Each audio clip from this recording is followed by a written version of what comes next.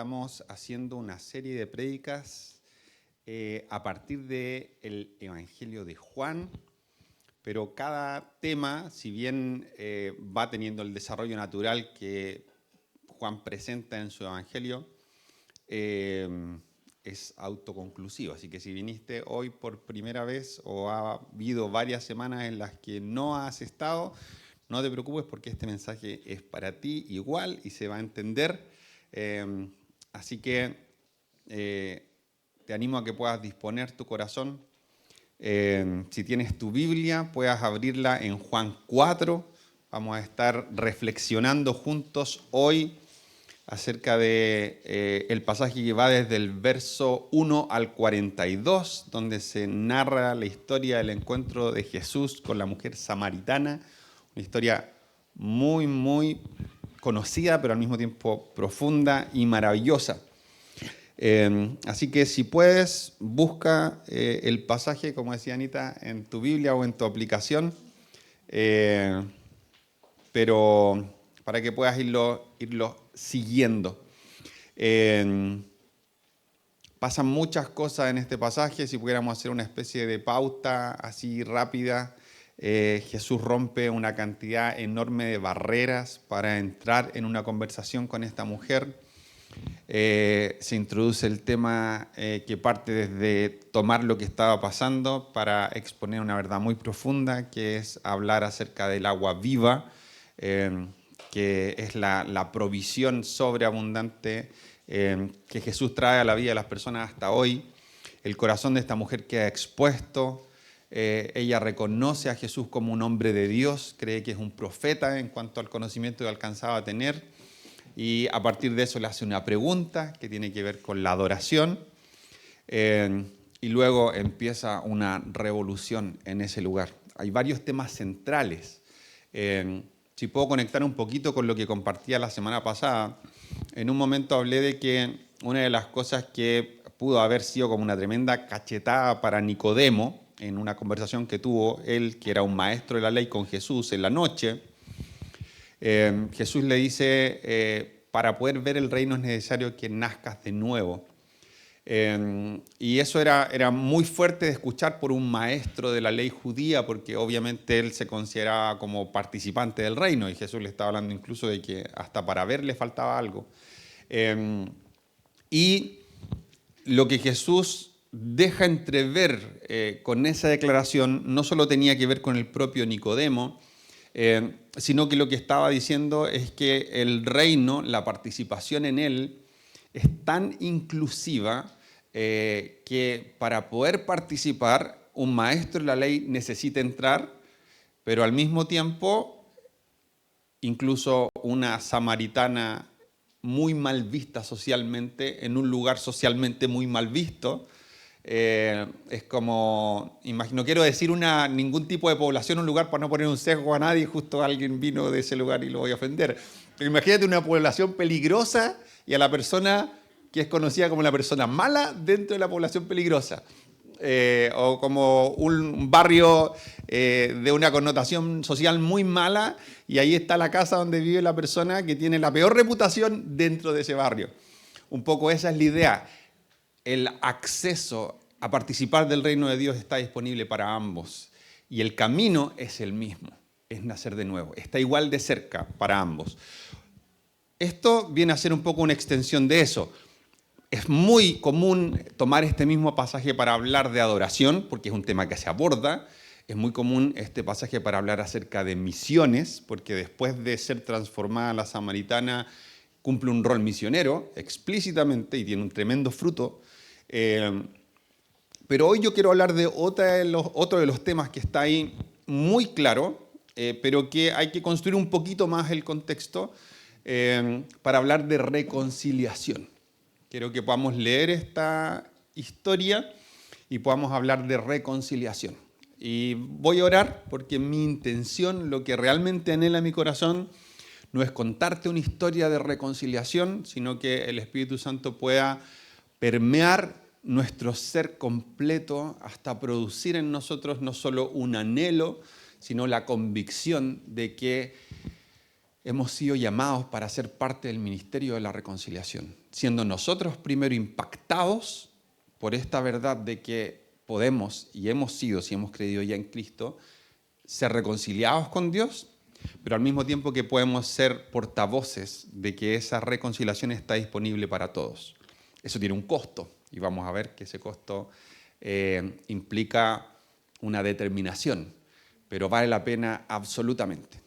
Entonces voy a orar para que nuestro corazón esté dispuesto y podamos participar, aun cuando es oír, que este oír sea activo y sea más que solo nuestras orejas, sea también nuestro corazón y todo nuestro ser. Espíritu Santo, si tú no revelas tu palabra delante de nosotros, esta es inaccesible. Pero nos deleitamos en saber que tenemos un Padre que se ha autorrevelado en su palabra y nos ha dejado el testimonio de Cristo desde los múltiples anuncios de que Él vendría hasta su encarnación y cómo los primeros cristianos siguieron recibiendo luz sobre este maravilloso mensaje de que Cristo se ha hecho uno de nosotros y nos ha reconciliado con el Padre. Ese plan que desde la eternidad estaba preparado ha sido consumado en Cristo. Y ahora que hemos sido liberados, esperamos el momento en que esto sea llevado a su plenitud absoluta cuando Cristo venga. Y mientras tanto, esperamos no solamente queriendo ser transformados para parecernos a ti, sino pudiendo también tener tu corazón y haciendo las cosas que tú hacías y haces. En el nombre de Jesús. Amén. Amén. Mateo 21:31 y Lucas 13:30. Mateo dice: les digo la verdad, los corruptos, cobradores de impuestos y las prostitutas entrarán en el reino de Dios antes que ustedes. La misma idea que decía Nicodemo.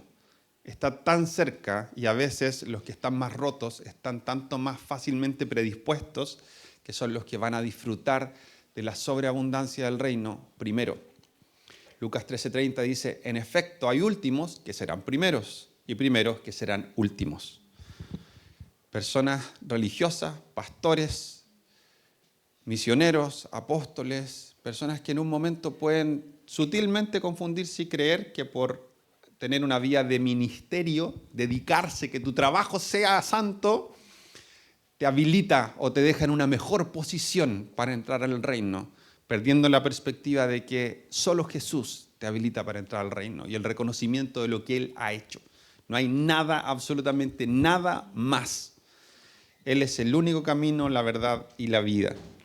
Pero en esta historia pasan muchas cosas. Así que vamos a partir leyendo el versículo 3. Yo voy a leer creo que estoy leyendo la NBI, me mareé yo mismo. Siempre leo la NTV y creo que ahora estoy leyendo la NBI para esto. Pero dice así, este es Jesús. Dice, se fue de Judea y volvió otra vez a Galilea. Como tenía que pasar por Samaria, pego una pausa al tiro para ir dando datos editoriales entre medio. Un judío comprometido, los judíos más radicales, cuando tenían que ir a Jerusalén desde Judea, para no pasar por Samaria, porque había una enemistad profunda que voy a explicar un poquito luego, se daban una vuelta por el río Jordán que hacía que el viaje fuera 2 días completos más largos, ¿ya? Así de duro era el tema relacional entre estos dos pueblos, judíos y samaritanos. Entonces Jesús tenía que pasar por Samaria y llegó a un pueblo samaritano llamado Sicar o Siquem, según la versión de la Biblia que leamos, cerca del terreno que Jacob había dado a su hijo José. Allí estaba el pozo de Jacob. Jesús, fatigado del camino, se sentó junto al pozo. Era cerca del mediodía. Me paro de nuevo. Este dato es bien conocido hoy por hoy entre los cristianos de todas partes del mundo, pero era cerca del mediodía y en eso una mujer de Samaria llegó a sacar agua. El mediodía, en Medio Oriente, es un horario pésimo para ir a sacar agua, porque el calor está en su punto más sofocante. Entonces, eso ha dado lugar a que la mayoría de los intérpretes consideren que muy probablemente esta mujer, a la luz de los datos que a continuación se presentan respecto de su vida, iba a esa hora para no encontrarse con nadie, porque era la hora en la que nadie iba, precisamente para evitar, muy probablemente, que la miraran feo, escuchar algún comentario, que alguien la atacara derechamente o pasar un muy mal rato. Entonces va la hora en la que nadie va a sacar agua, a las 12 del día. Y pasa lo siguiente, Jesús le dice, dame un poco de agua. Y dice a continuación, dame un poco de agua, pum, pum, pum, pum, pum, pum. Sus discípulos habían ido al pueblo a comprar comida, Jesús estaba solo. Entonces, como los judíos no se relacionaban con los samaritanos, la mujer le responde esto, ¿cómo se te ocurre pedirme agua si tú eres judío y yo soy samaritana? Solamente en este intercambio extremadamente breve ya pasaron pero un montón de cosas. Y la primera que podemos decir es como la respuesta del corazón de la mujer, quizás así como con un tremendo suspiro. Yo quería venir piola a la hora que no viene nadie para que los samaritanos no me miren feo y me pillo con un judío. Estos compadres que se dan vueltas gigantescas para ni siquiera vernos. Prefieren gastar plata y tiempo para no ensuciarse las sandalias con el polvo de nuestras ciudades. Y yo que no quiero encontrarme con ningún samaritano porque me pueden juzgar, me encuentro con este tipo de personas. El peor tipo de persona que voy a encontrar. Un hombre judío. Entonces ella pega un salto, da un suspiro probablemente interno y le dice, ¿cómo se te ocurre pedirme agua a mí? Si nosotros no tenemos nada que ver. Hago un paréntesis aquí importante, solo 2 datos. Cuando Salomón construyó su imperio, muy tendenciosa la palabra que uso, pero precisa al mismo tiempo, dice que agravó con duros impuestos a las personas. Y cuando uno lee el nivel de riqueza y ciertas cosas que Salomón adquirió en su auge, que era con el favor de Dios y con muchas cosas buenas, también había cosas que mostraban que su corazón ya se estaba desviando. Había un dato así súper rebuscado, pero había una prohibición para Israel que si un día en el futuro tuviesen rey, ese rey no debería nunca adquirir caballos de Egipto. Y Salomón se trajo los caballos más pulentos que había en Egipto por montones. Y entre esas cosas cargó duramente con impuestos a la gente del norte, que eran las tribus de Israel que no estaban asociadas a la confederación de Judea. Y Primero de Reyes 12, 1 al 20, muestra una escena en la que cuando Salomón muere, un enemigo de Salomón que había huido a Egipto, que se llamaba Jeroboam, es convocado por las tribus del norte para que se presenten frente al hijo de Salomón, que se llamaba Roboam, y le propongan una forma de llevar las cosas en adelante en paz.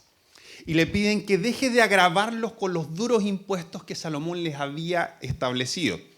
Y dice esto, ellos se presentan y le dicen así, su padre fue un amo muy duro, alivie los trabajos tan pesados y los impuestos tan altos que su padre impuso sobre nosotros, entonces seremos sus leales súbditos. Y Roboam va y le pregunta a los ancianos, ¿qué piensan de esto? Y los ancianos le dicen, creemos nosotros que es una petición justa. Si usted aliviana la carga, estas personas van a ser fieles. Pero Roboam, no muy vivo, va y le pregunta a aquellos con quienes se había criado, a sus amigos de su edad. Y les pregunta y ellos le dan esta respuesta. Y esto es lo que Roboam le responde finalmente a la gente del norte. Roboam habló con dureza al pueblo porque rechazó el consejo de los ancianos y siguió el consejo de los más jóvenes. Así que dijo al pueblo: mi padre les impuso cargas pesadas, pero yo las haré aún más pesadas. Mi padre los golpeaba con látigos, pero yo los azotaré con escorpiones. Y si leyera todos los versículos, hay una parte en la que Roboam les dice: mi dedo meñique es más grueso que la cintura de mi padre. Se pone en un lugar de mucha humildad. Como consecuencia de esto hubo un quiebre. Este quiebre ya había sido anunciado. Es una consecuencia de uno de los pecados que cometió David. Pero tiene sus razones históricas. Y las razones históricas están acá. Y dice la Biblia al final de este pasaje: hasta el día de hoy las tribus del norte de Israel se han negado a ser gobernadas por un descendiente de David. Y ahí surge el reino del norte con su capital Samaria dividida en oposición a Israel. Y por mucho tiempo los del norte con los del sur tuvieron tratados, en momentos hubo guerra, en momentos eran aliados, en momentos enemigos, pero empiezan a desarrollarse dos historias paralelas. Y una de las consecuencias del desarrollo de estas dos historias paralelas es que los samaritanos solo consideran como la ley de Dios el Pentateuco, y no consideran ni los otros libros históricos y proféticos, ni los salmos, ni nada de lo que viene a continuación, porque ellos desprecian a David, desprecian su dinastía y no consideran como inspirados por Dios ninguno de los otros escritos. Entonces, avanza la historia. El reino del norte como que se va poniendo más malo más rápido. El reino del sur no lo hace mucho mejor, pero Dios siempre extiende su misericordia permitiendo que permanezca un remanente.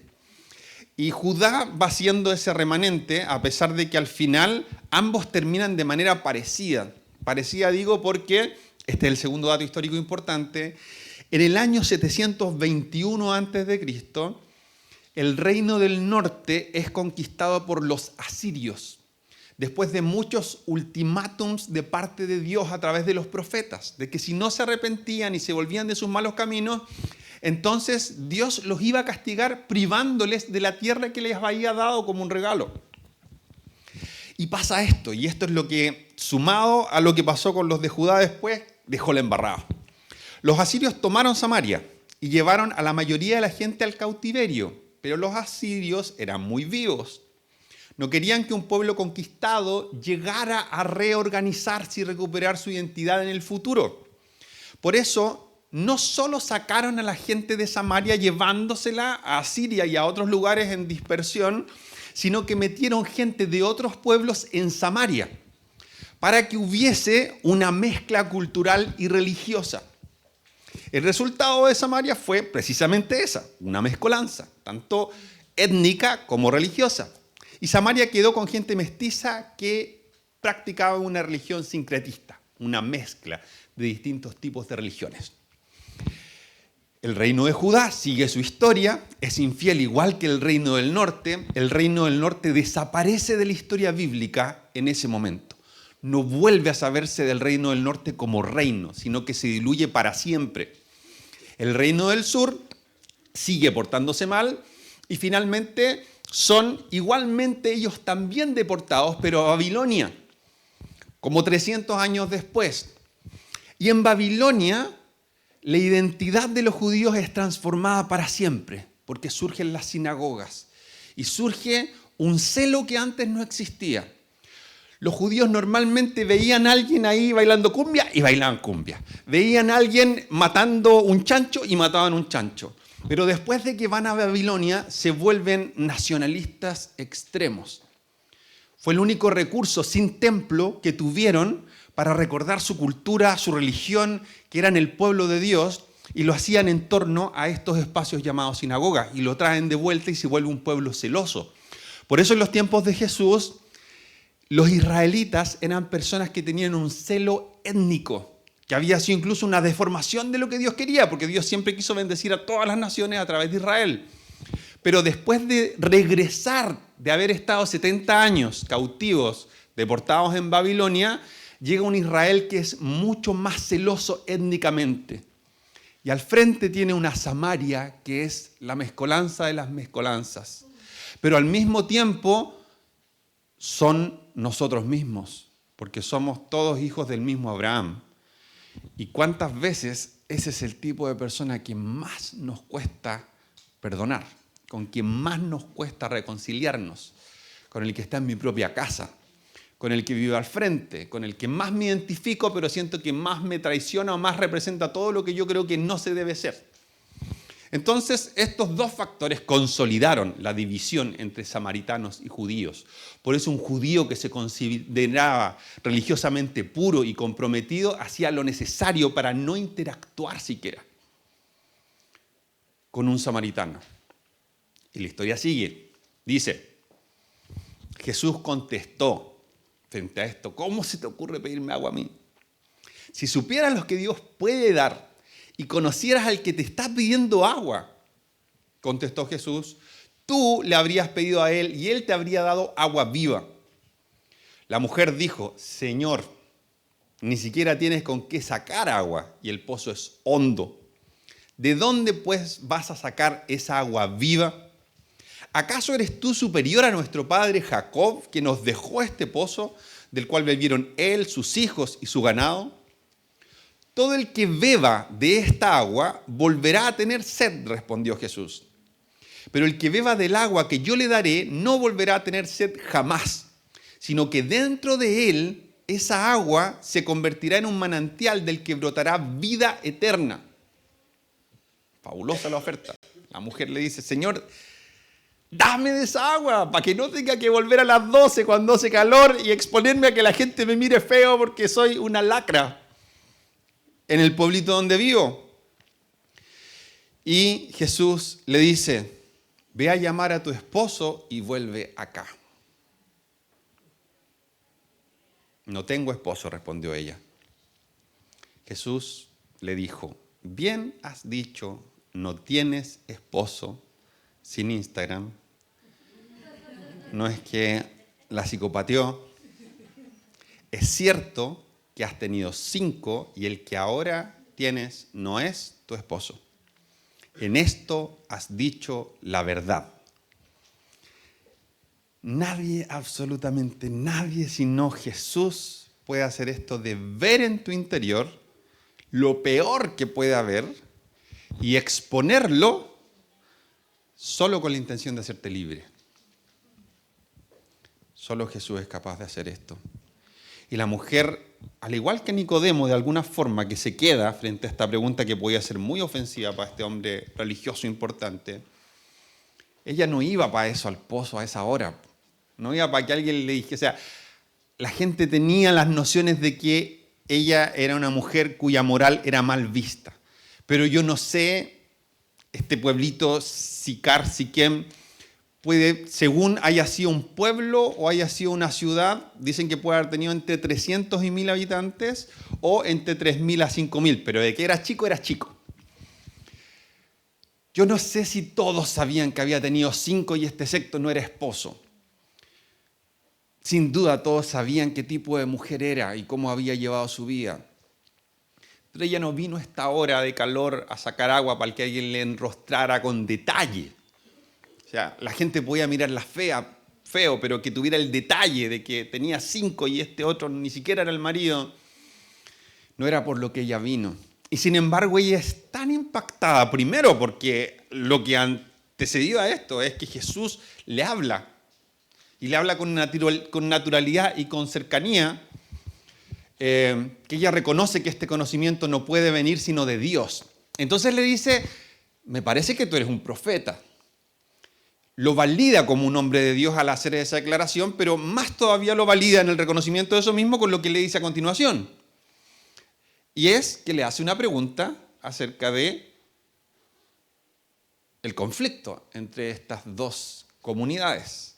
Una pregunta religiosa que tiene que ver tanto con la división entre ellos, con la historia entre ellos, con cuál es el lugar donde debe adorarse, que de verdad es el lugar que corresponde. Y de esa manera da espacio porque reconoce que lo que él le diga probablemente sea algo que venga de parte de Dios. Jesús ha roto estas barreras de división entre judíos y samaritanos. Sin embargo, vemos, sin necesidad siquiera de ahondar en eso, que el hecho de que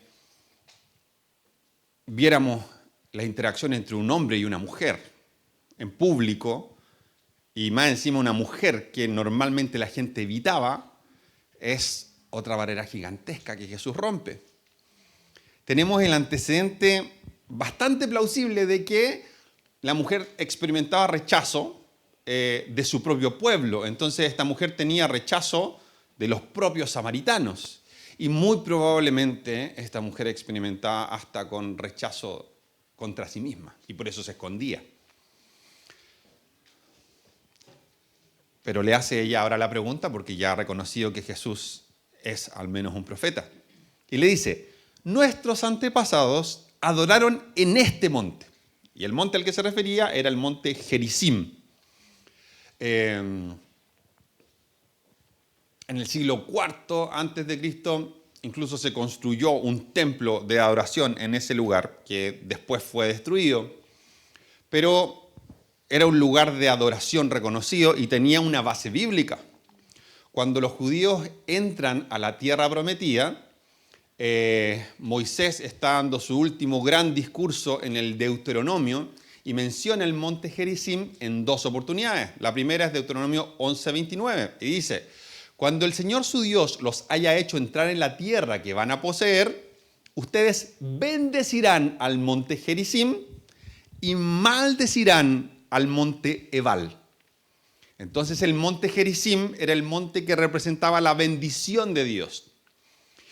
Luego avanzan y el 27, versos 12 al 15 dice: cuando hayan cruzado el Jordán, las siguientes tribus estarán sobre el monte Gerizim para bendecir al pueblo: Simeón, Leví, Judá, Isaacar, José y Benjamín. Sobre el monte Ebal estarán estas otras para pronunciar las maldiciones: Rubén, Gad, Aser, Zabulón, Dan y Neftalí. Los levitas tomarán la palabra y en voz alta le dirán a todo el pueblo de Israel: maldito sea quien haga un ídolo, ya sea tallado en madera o fundido en metal, y lo ponga en un lugar secreto. Es creación de las manos de un artífice y por lo tanto es detestable al Señor. Y todo el pueblo dirá amén, mientras los levitas desde el monte pronunciaban bendición para Gerizim y maldición sobre Ebal. Y este pasaje sigue largo pronunciando maldiciones, cosas que Dios decía que no deben hacer, en contraste con Gerizim, que representa el monte de la bendición. Y para los samaritanos la historia termina aquí. No hay más revelación que el Pentateuco. Entonces tenía todo el sentido que para ellos el lugar de adoración legítimo era el monte Gerizim. ¿Y cuántas veces, esto no lo tenía anotado, pero es tan propio de la gente que a veces tenemos historia de tiempo en iglesias, esta idea de que antes ciertas cosas se hacían mejor y que la religión como antigua era la más pura. La gente era más comprometida, se consagraba más, era más solemne, era más seria, se tomaba las cosas con mayor profundidad. De alguna manera los samaritanos pensaban un poco eso. Somos nosotros los herederos de la religión de las sendas antiguas. Somos la vieja guardia, lo que estamos preservando, lo que vale la pena ser preservado. Estaban equivocadísimos, pero muchas veces pasa eso también a nosotros. Sigue la historia y dice esto, Juan 4:27. Vuelven los discípulos que habían ido a comprar y se sorprenden, obviamente, al verlo hablando con una mujer. Pero como era Jesús, el maestro, todos siguieron calladitos. Dice, ninguno preguntó qué pretendes o de qué hablas con ella, aunque estaban escandalizados en su corazón, muy probablemente. La mujer, frente a esta escena que rompe la conversación, había tenido este encuentro donde Jesús expone el corazón de ella, rompiendo un montón de barreras. Luego le hace una pregunta y Jesús le responde esto: créeme, mujer, que se acerca la hora en que ni en este monte ni en Jerusalén adorarán ustedes al Padre. Ahora ustedes adoran lo que no conocen. Nosotros adoramos lo que conocemos, porque la salvación proviene de los judíos.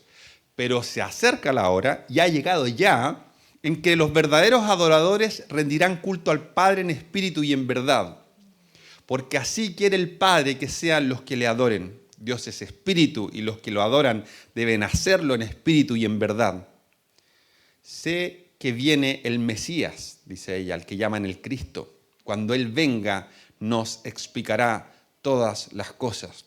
Y Jesús hace con esta mujer indigna y miserable lo que no hace en casi todo su ministerio con nadie. Y le dice, yo soy. Se revela en su gloria frente a esta mujer. Algo que incluso en una conversación muy posterior, cuando Pedro lo identifica como el Mesías, le dice, bienaventurado eres, Pedro, porque el conocimiento que tienes es tan profundo que te lo tiene que haber revelado el Padre, porque por ti mismo es imposible. Pero esta mujer le dice, yo soy. Llegan los discípulos, ella tira el cántaro de agua. Algo ha pasado en el corazón de esta mujer, tan profundo. No se nos dice que se cayó porque le impusieron manos, ni que lloró. No dice cómo procesó el tema del arrepentimiento, si confesó el nombre de cada exmarido y cómo se rompió todo con cada uno de ellos. No tenemos idea de qué manera pasó lo que pasó en su interior, pero tenemos la evidencia de lo que el arrepentimiento en su expresión más genuina, profunda, genera como fruto en una persona. Y es que esta mujer, que iba a la peor hora, para que nadie la viera porque tenía esta moralidad tremendamente cuestionada, rompe su cántaro, vuelve al pueblo y empieza a decirle a la gente, empieza ella a buscar al que se le cruza. Yo no sé si fue gritando, no sé si fue corriendo, no sé si tocó puertas, no sé si fue una plaza, no sé si fue el almacén, pero va y empieza a ir a buscar a la gente para decirle, vengan. Yo veo en forma, esto es un paralelo bien personal, pero veo algo parecido a lo que pasaba cuando hace un par de semanas compartía esto del Salmo 51 de David, cuando él se arrepiente y publica el Salmo, donde está la peor historia de David, que tiene que ver con su infidelidad y posterior homicidio de un amigo, y luego vemos cómo precisamente desde la infidelidad hasta el homicidio lo que hay es una espiral descendente en el que David trata de tapar la mugre, y va haciéndolo peor, peor, peor.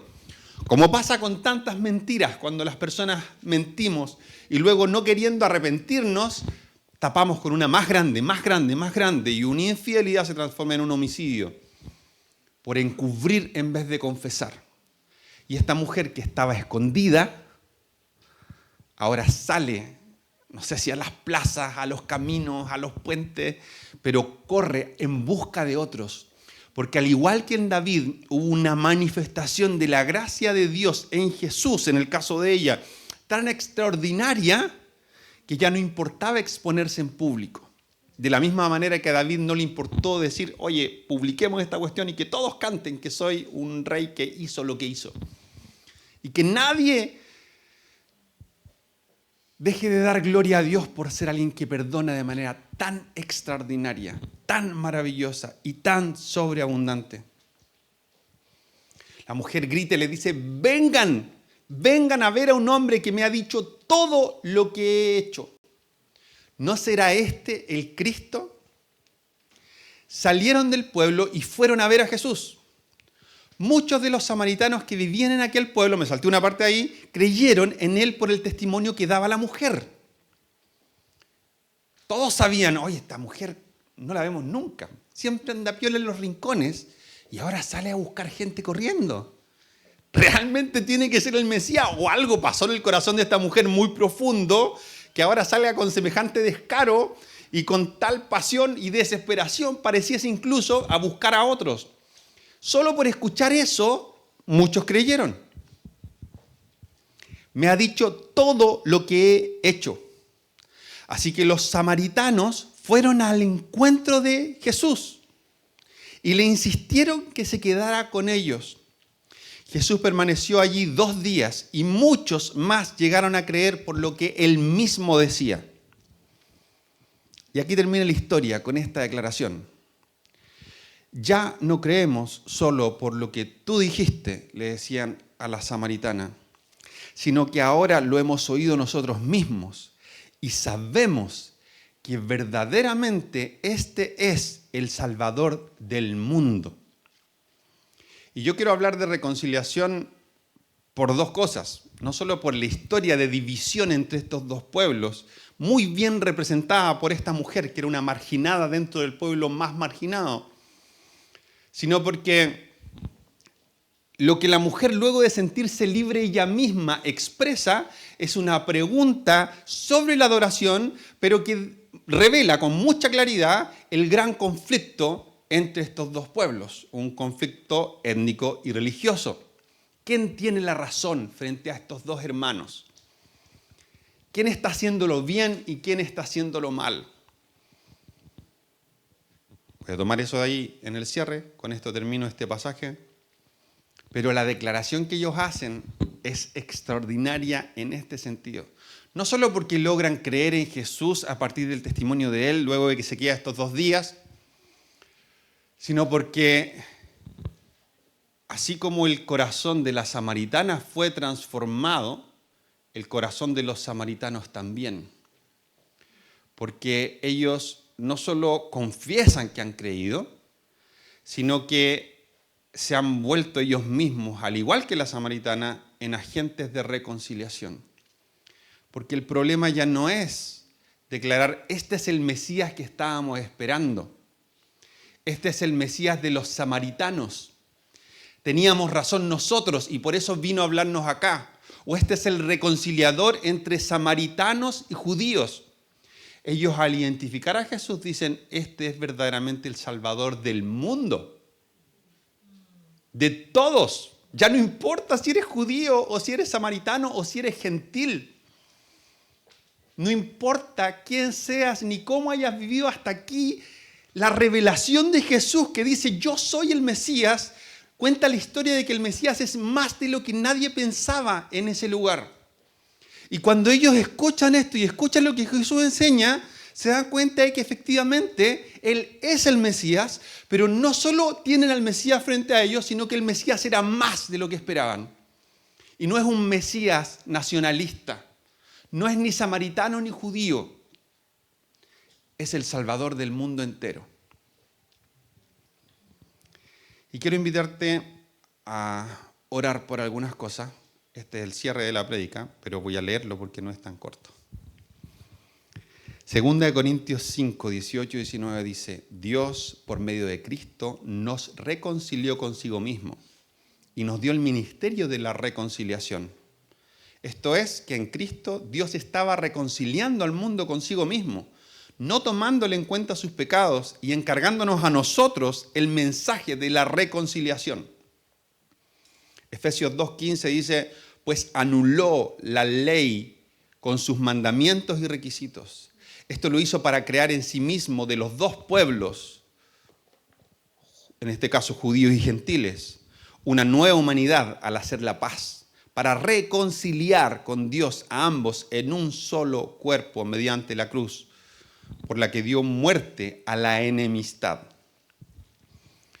Los conflictos dentro de la iglesia, quiero partir por eso, dentro de la iglesia, contradicen el mensaje que Jesús nos ha llamado a anunciar y destruyen nuestro testimonio. Los gobiernos debieran llamar a las iglesias para preguntar cómo lo hacemos para reconciliar a la gente de izquierda y de derecha. ¿Cómo lo hacemos para reconciliar las heridas históricas de este país? ¿Cómo lo hacemos para reconciliar a los mapuches con los chilenos en las regiones del sur de Chile? Debieran estarnos llamando porque nosotros debiésemos ser reconocidos públicamente como los capos para la reconciliación. Pero nadie nos llama para eso. Cuando hay conflictos entre hermanos, normalmente nos parapetamos y a lo más estamos dispuestos a buscar algún árbitro para que nos diga quién tiene la razón. Y pasa con los conflictos que normalmente es ambos y ninguno. Así funcionan los conflictos. Y uno de los dos puede estar más equivocado que el otro. De hecho, en la conversación de Jesús con la samaritana le dice claramente, ustedes están hablando de algo que no conocen. Y nosotros hablamos de algo que sí conocemos, como precisamente Nicodemo. Sabía muy bien de qué hablaba. Pero la cuestión no se resuelve por acá, sino que está a punto de ocurrir, a través de la muerte y resurrección de Jesús, que no va a ser ni aquí ni allá, sino que va a ser una actitud del corazón. Eso es lo que Dios siempre ha estado buscando. Entonces, para ser agentes de reconciliación hay que estar dispuestos a abandonar el tener la razón. Incluso si sopesando los argumentos parece que yo soy el que va con mejores posibilidades, porque tengo mejores argumentos, porque tengo un 99,9% de la razón inclusive. Muy pocos quieren ser agentes de reconciliación porque la mayoría queremos tener la razón. Queremos tener la verdad teológica, queremos tener la razón en una pelea matrimonial, queremos tener la razón en las discusiones con un amigo cuando se rompe un negocio, frente a nuestros papás, en la iglesia, en todas partes. Nos gusta tener la razón.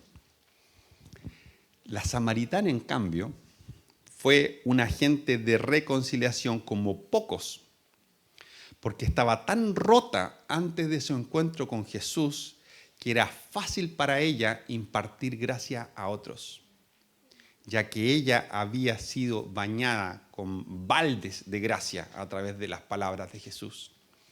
Ella no hallaba cómo esconderse para que nadie la mirara con desdén y aparece alguien que sabía todo de ella.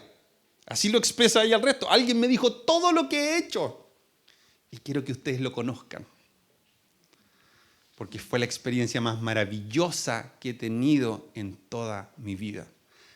Tanto que ahora puedo correr por las calles sin temor a que ustedes sepan todo lo que hice, porque Jesús ya me perdonó. Sus palabras me limpiaron. Cuando la gracia te inunda, eres liberado para hacer lo que la samaritana hizo y lo que los samaritanos también entendieron. Abandonaron la pelea. Ya no importa. Este es el Mesías, el Salvador del mundo entero. Los que estamos más rotos, los que seguimos siendo débiles, deberíamos ser los primeros y los mejores en abrazar este ministerio de la reconciliación.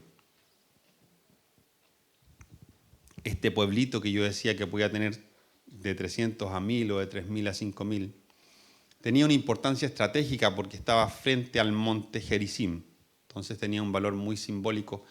Pero era un pueblito, no era una ciudad capital formalmente entendida, no era el lugar donde el mensaje podía alcanzar su mayor difusión, pero tenía un valor estratégico, estaba en el lugar preciso.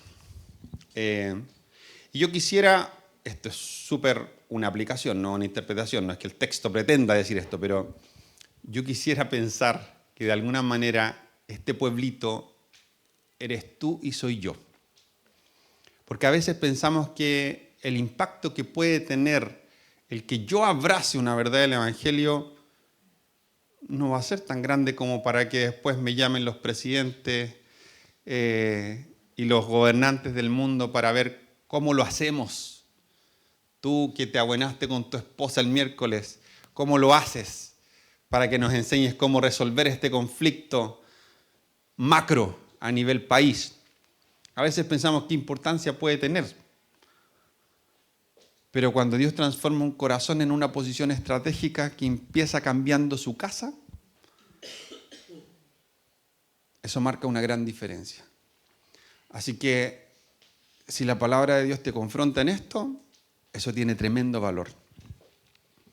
¿Qué vamos a hacer en busca de la reconciliación? Y yo tomé esto de un libro que me pareció muy pertinente. Yo voy a leer 4 puntos de cosas que hacer. Primero, oremos por los hermanos y hermanas que menos nos gustan. No por su conversión a nuestros criterios. Señor, te pido por la Eni para que deje de ser como ella y sea más como yo. Sino por la completa bendición de Dios en su vida. dejemos de juzgarlos y criticarlos y empecemos a pedir sinceramente a Dios que los bendiga. Simplemente eso. ¿Alguien te cae mal? Ora que Dios lo bendiga. Ese es el primer paso de la reconciliación. Alguien te complica cada vez que lo ves, te mira con desdén, te sientes como la samaritana, o tú eres el samaritano para ellos o el judío para ellos, porque esta persona no debería venir aquí. Ora para que Dios lo bendiga o la bendiga. Segundo, pidamos al Señor la gracia y la valentía necesarias para reconocer nuestros errores y dejarlos. Pidamos al Señor que nos abra la mente y el corazón a la nueva realidad que quiere crear en nosotros. Gente me puede haber herido, puedo ser víctima de ciertas circunstancias o cosas, pero del lugar en el que yo puedo comenzar a sanar en la presencia de Dios es haciéndome cargo de lo que a mí me toca, porque yo no controlo si el otro se arrepiente o no se arrepiente, me pide o no me pide perdón, cambia o no cambia, pero puedo hacerme cargo de aquello que yo aporté al conflicto. Tercero, dejemos de describirnos como los únicos buenos y esforcémonos por encontrar lo bueno en los demás.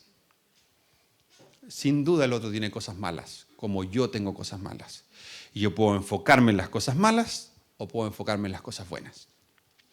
Y por último, pidamos al Señor la fe y la valentía necesarias para ser los primeros en cambiar de criterios y conducta.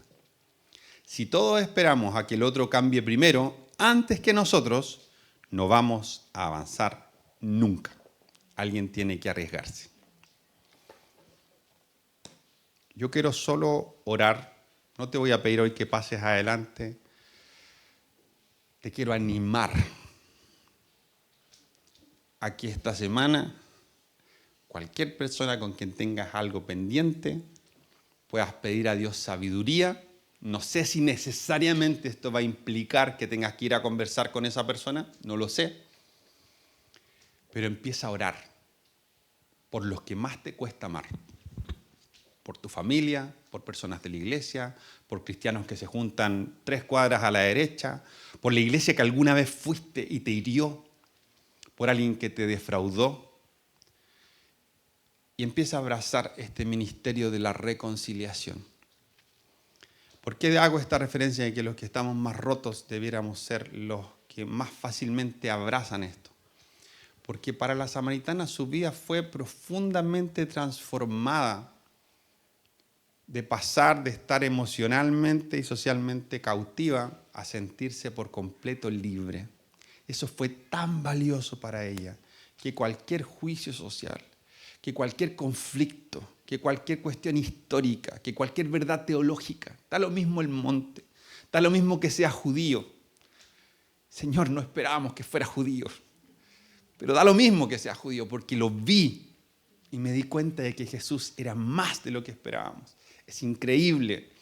Y cuando yo me dispongo a verme a mí mismo y ver la magnitud del perdón y la gracia de Dios sobre mi vida, eso debiese transformarse en el parámetro para perdonar a otros. He sido tan inmerecida y sobreabundantemente perdonado que quiero impartir ese perdón a otros.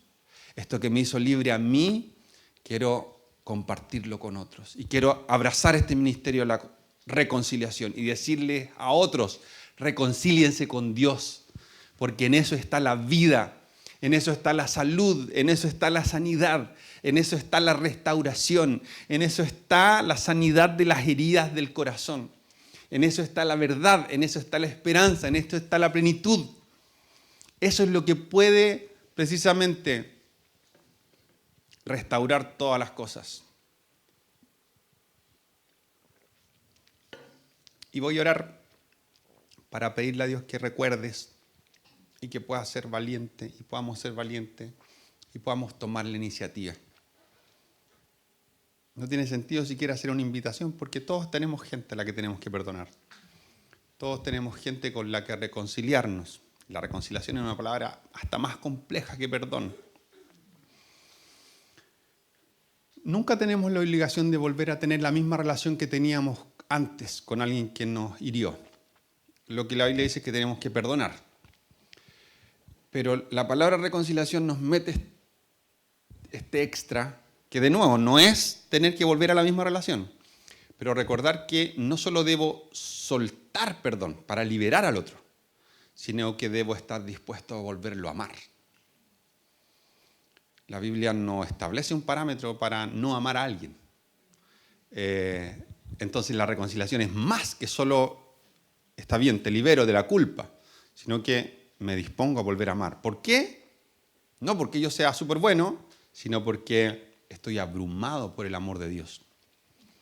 Ha sido tan liberador para mí que mientras más me doy cuenta del costo que tuvo para Él, de que este Jesús que estaba caminando hacia su propia muerte, estaba preocupado de liberarla a ella en el camino. Y lo que le ofrece es lo que luego Él iba a tener que pagar en la cruz. Te digo que la hora viene y ahora es. Ahora que yo me he encarnado y ahora que voy camino a la muerte, les voy a dar la posibilidad de que no sea ni aquí ni allá. Oremos para que nosotros podamos, estando quizás igual de rotos que ella, ser igual de humildes que ella a continuación.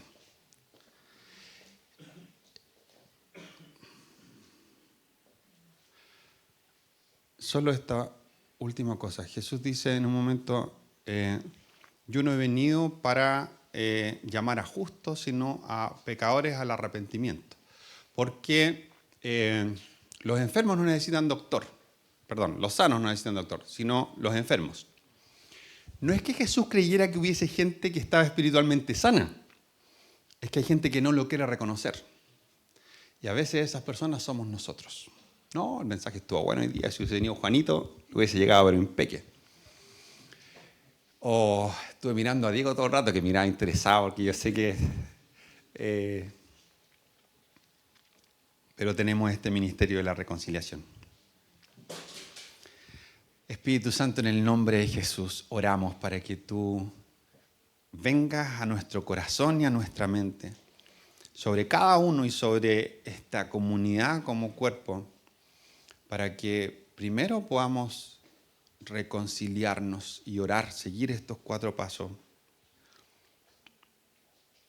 Orar por profunda bendición. Ser yo el primero dispuesto a arrepentirme.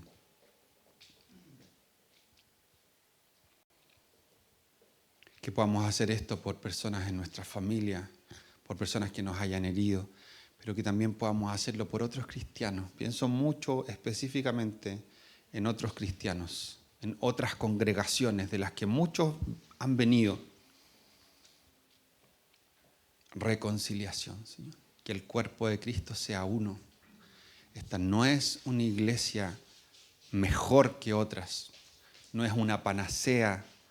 Estamos probablemente igual de rotos o en cosas más rotos que muchas otras comunidades de fe, pero anhelamos ser transformados por ti. Y aquí tenemos frente a nosotros una posibilidad de transformación. Porque por mí mismo yo quisiera no reconciliarme con nadie que me hirió. Pero en ti no solo podemos hacerlo, sino que tenemos en ello un privilegio. Así que ayúdanos, Señor, a ser fieles y a responder con obediencia, con ganas, con gozo, con deseo, y a poder experimentar esto. Y que hoy tu palabra se transforme en algo que es sembrado y que salga de estas 4 paredes para dar fruto, respondiendo en obediencia, soltando perdón, volviendo a amar, restaurando, clamando porque otros sean bendecidos. Porque aquellos que me hirieron sean bendecidos. Los que piensan distinto que yo, que sean bendecidos. Los que me estafaron, Señor, bendícelos. Perdónalos. Sálvalos, tal como me has salvado a mí. Gracias, papá, por una salvación tan grande. En el nombre de Jesús. Amén.